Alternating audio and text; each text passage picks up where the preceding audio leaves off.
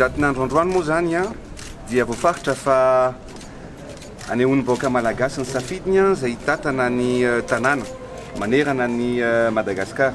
Noho izany dia zava-dehibe ny fifidianana atao androany satria hamaritatsika ny olona zay tokony homendrika hitatana ny tanàna manerana ny Madagasikara. Ny tiako lazaina dia izao, zoatsika ny fidy ary adiditsika ny fidy. Noho izany dia tokony mandray ny andraikitra ny olom-pirenena feno taona rehetra aneo an'izay safidin'izay satria hamaritra ny hoavin'ny tanànatsika ao anatin'ny fatony ny fifidianana zay ho atao androany.